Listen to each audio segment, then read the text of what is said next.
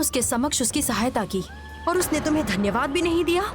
जब उसके पास धन्यवाद के लिए शब्द नहीं है तो वो क्या भक्ति करेगा? बहुत बड़ी भूल हुई है उससे। हाँ, भूल तो हुई है।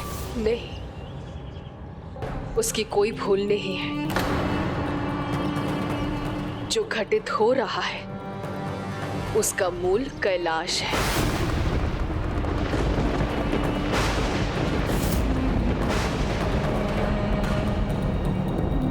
और ना अनुज गणेश मुझे चमत्कार करने के लिए प्रेरित करता, और ना मैं उसकी सहायता करती, और ना वो मेरी सहायता को अपने आराध्य की सहायता समझता। इसलिए भूल तो उससे नहीं हुई है, भूल तो मुझसे हुई है, जो अपने चमत्कार से उसकी भक्ति पाना चाहती थी। नहीं पुत्री, नियति पर किसी का वश नहीं। तुम्हारे सभी त्याग इसी का परिणाम है। कदाचित ये नियति ही तो है कि वे भक्त तुम्हारी भक्ति से पहले तुम्हें अनेकों प्रकार के विकट परिस्थितियों का सामना कराएगा, और तब वो प्रभु महादेव के साथ तुम्हारा भी भक्त बनेगा। संभव है माता आप उचित कह रही हैं, किंतु फिर भी मुझे इसमें भी अनुचित का आभास हो रहा है। और वैसे भी जो देवाधिदेव महादेव की भक्ति में इतना लीन हो, उसे अपना भक्त बनाना कभी संभव नहीं है।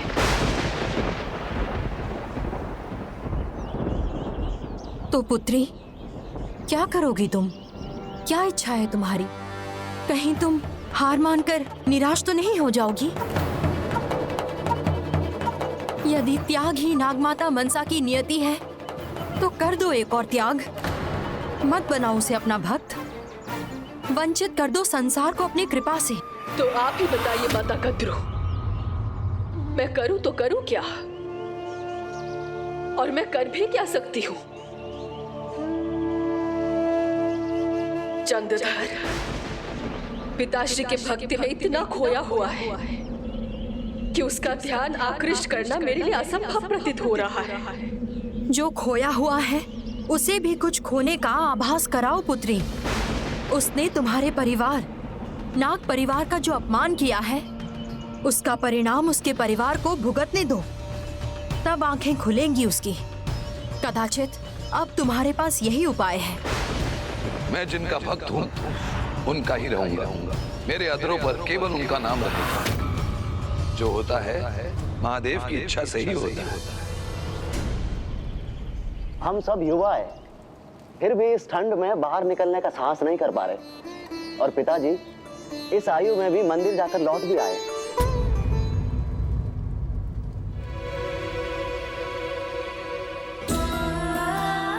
कल कहीं ऐसा ना कि तुम्हारे सम्मुख ऐसी परिस्थिति प्रकट हो जाए कि तुम्हें मेरा नाम पुकारना पड़े। क्या हुआ पिताजी, आप अचानक चौंक क्यों गए? नहीं पुत्र, कुछ नहीं, चिंता मत करो। मेरे समान इन सभी को भी प्रभु महादेव में अटूट विश्वास रखना चाहिए, तभी जीवन में जो भी कष्ट आएंगे उनका सामना कर सकेंगे। पिताजी, आपकी भक्ति भी अनुपम है। ऐसी भक्ति कोई अन्य व्यक्ति कभी नहीं कर सकता, आपके पुत्र भी नहीं। भगवान भक्त की भक्ति देखते हैं।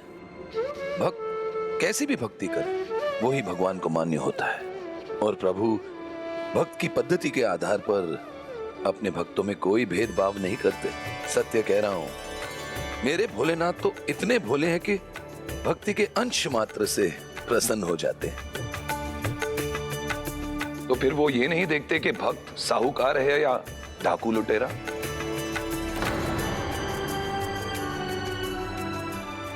क्या हुआ बच्चों, क्या हुआ, चकित क्यों हो गए? अरे ये बिल्कुल सत्य है, सत्य। मेरे भगवान शिव ने एक डाकू की भक्ति देकर उससे प्रसन्न हो गए थे और उसे भी दर्शन दिए थे। और उस भक्त को तो ये भी ज्ञात नहीं था कि उसने प्रभु की ऐसी क्या भक्ति कर दी। मैं भोजन लगाती हूँ। रुकिए देवी, मेरे शब्द सुनकर बच्चों के मन में बहुत ही जिज्ञासा उत्पन्न हुई है। पूरी कथा सुना दूं ताकि इनकी जिज्ञासा मिट जाए, फिर भोजन करेंगे। आइए। एक समय था जहां एक खूंखार लुटेरा था। वो अपने मार्ग में आने वाले लोगों को लूट कर अपनी गृहस्थी चलाता था।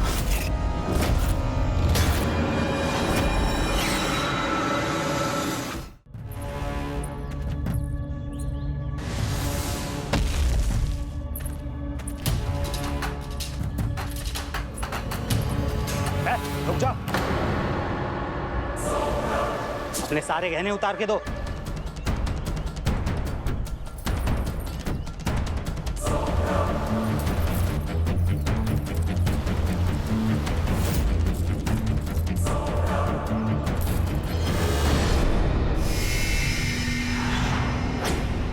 सदा के समान उस दिन भी वो लुटेरा एक वृक्ष पर चढ़कर आने जाने वाले लोगों की प्रतीक्षा करने लगा। किंतु उस दिन वहां कोई भी यात्री नहीं आया और उस डाकू का धैर्य चुकने लगा। तो उससे स्थिर नहीं बैठा जा रहा था और उसके हिलने के कारण उस डाली से वृक्ष के पत्ते झड़कर नीचे गिरने लगे। भोर से दोपहर हो गई तो फिर उसे प्यास लगी। जल तो अपने साथ लेकर ही चलता था, किंतु उस दिन उसका जल बिखर गया और जहां वो पत्ते गिरे थे वहां जल भी गिरा।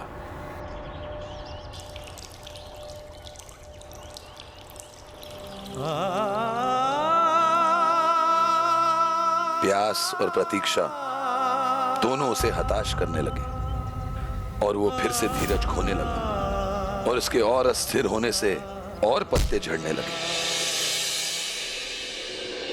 रात्रि में भी वो इसी प्रकार वृक्ष पर बैठा इसी ताक में रहा कि भूले भटके कोई तो आएगा ही। वो धीरज खोकर अस्थिर होने लगता। वृक्ष के और पत्ते झड़ते गए।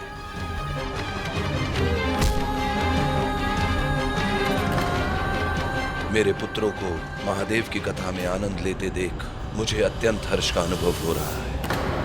तुम उसके परिवार की परीक्षा लो, क्योंकि स्वयं पर आया हुआ संकट सह लेता है मनुष्य, किंतु अपने परिवार पर संकट आता नहीं देख पाता। स्मरण कीजिए बहन, जब नागवंश पर संकट आया था तो माता कद्रू स्वयं आपके समक्ष हाथ जोड़कर प्रस्तुत हुई थी। पुत्र आस्तिक को भेजने के लिए स्वयं मैंने आपसे प्रार्थना की थी। यदि परिवार पर संकट न होता तो मैं ऐसा कभी न करता। स्मरण है भ्राता बासुकी, किंतु क्या? किंतु परंतु का विचार मत करो पुत्री, इसे भी अपने जीवन का अहम उद्देश्य समझो। जिस प्रकार तुमने दूसरों की, समस्त जगत की भलाई के लिए अनेकों बार हृदय पर पत्थर रखकर त्याग किया है, तो एक बार और वैसा ही कुछ करना होगा पुत्री। तुम्हें देवी पद की आकांक्षा नहीं होगी, किंतु समस्त संसार को देवी मनसा की आवश्यकता है।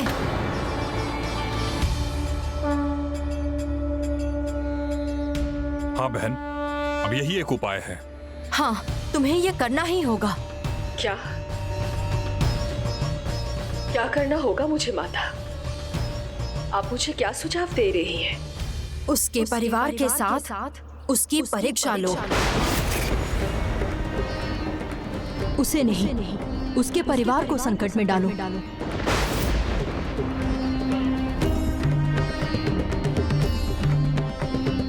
ये कैसा सुझाव दे रही हैं माता कद्रू? यदि दीदी ने ऐसा किया तो उसका परिणाम चंद्रधर और उनके परिवार के लिए विनाशकारी सिद्ध होगा।